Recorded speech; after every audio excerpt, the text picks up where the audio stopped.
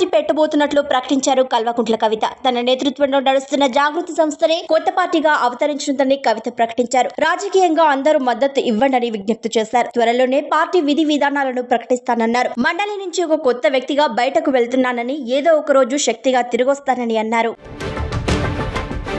MLC కవిత శాసన మండలిలో భావోద్వేగ ప్రసంగం చేశారు. ప్రసంగం మధ్యలో ఆమె కంటతడి పెట్టారు. బీఆర్ఎస్ పార్టీలో ప్రశ్నిస్తే తనపై కక్షగట్టారని, కావాలనే బయటకు పంపారని అన్నారు. గత ఏడాది ఎమ్మెల్సీ పదవికి రాజీనామా చేస్తానని, తన రాజీనామాను ఆమోదించాలని మండలి చైర్మన్ కోరుతున్నట్లు మాట్లాడారు. తనది ఆస్తి కొట్లాట కాదని, ఆత్మ గౌరవం కోసమే బయటకు వచ్చినట్లు చెప్పారు. తెలుగు రాష్ట్రాల మధ్య నెలకొన్న జల వివాదాలపై ఏపీ సీఎం చంద్రబాబు స్పందించారు. గుంటూరులో ప్రపంచ తెలుగు మహాసభలకు చంద్రబాబు హాజరయ్యారు. ఈ సందర్భంగా మాట్లాడిన ఆయన, తెలుగు రాష్ట్రాల మధ్య విద్వేషం కాదు, సమైక్యత కోరుకుంటున్నానని అన్నారు. గోదావరి నదిలో పుష్కలంగా నీరుందని, ఎన్ని ప్రాజెక్టులు కట్టినా ఎవరికి ఇబ్బంది ఉండదన్నారు. అందుకే కాళేశ్వరం ప్రాజెక్టు సమయంలో పర్వాలేదని అనుకున్నామని వెల్లడించారు చంద్రబాబు. అమెరికాలో తెలుగు యువతి దారుణ హత్యకు గురయ్యారు.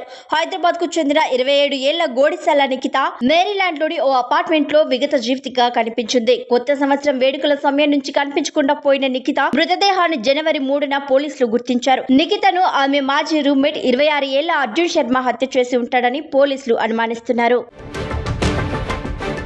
ఏపీలోని కోనసీమ జిల్లాలో ఓఎన్జీసీ డ్రిల్ సైట్ నుంచి గ్యాస్ లీక్ అయింది. మలికిపురం మండలం ఇరుసుండలంలో సుమారుగా 2 గంటలుగా గ్యాస్ పైకి చిమ్ముతోంది. దీంతో మంటలు చెలరేగాయి. ఘటనా స్థలాన్ని తహసీల్దార్ శ్రీనివాసరావు పరిశీలించారు. దీనిపై ఓఎన్జీసీ ఉన్నతాధికారులకు తెలియజేశామని, ఆ సంస్థ సాంకేతిక నిపుణులు చేరుకుంటున్నట్లు తెలిపారు. ఈ ఘటనతో స్థానికులు ఆందోళనకు గురవుతున్నారు.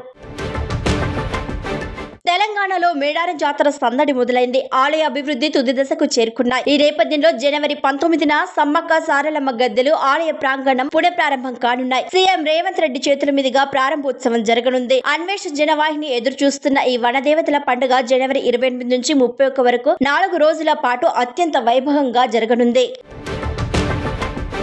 అమెరికా ఉపాధ్యక్షుడు జేడీ వాన్స్ ఓహియో నివాసం వద్ద కలకలం రేగింది. ఓ వ్యక్తి ఇంటి ప్రాంగణంలోకి వచ్చి కిటికీ అద్దాలను ధ్వంసం చేశాడు. అయితే ఇంటి లోపలికి ప్రవేశించలేదని అధికారులు ప్రాథమికంగా నిర్ధారించారు. ఈ ఘటన జరిగిన సమయంలో జేడీ వాన్స్ కానీ ఆయన కుటుంబ సభ్యులు కానీ ఇంట్లో లేరు. పోలీసులు అతన్ని అరెస్ట్ చేసి విచారిస్తున్నారు.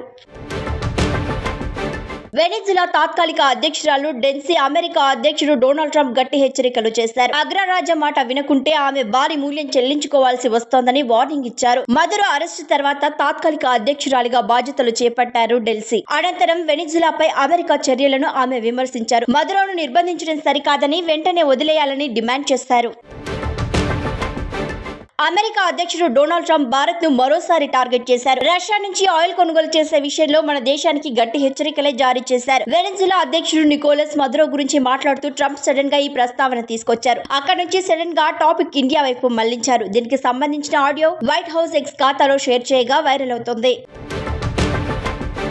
నటి రాశికి అనసూయ క్షమాపణలు చెప్పారు. ఈ మేరకు సోషల్ మీడియాలో పోస్ట్ పెట్టారు. కొన్నాళ్ల క్రితం ఓ టీవీ కార్యక్రమంలో అనసూయ తనను కించపరిచేలా మాట్లాడారంటూ నటి రాశి ఓ వీడియో రిలీజ్ చేశారు. అప్పుడు ఎందుకు ఆ మాటలు మాట్లాడారని అనసూయ పేరెత్తకుండానే విమర్శించారు రాశి. ఈ క్రమంలోనే అనసూయ ఆమెకు క్షమాపణలు చెప్తూ పోస్ట్ పెట్టారు.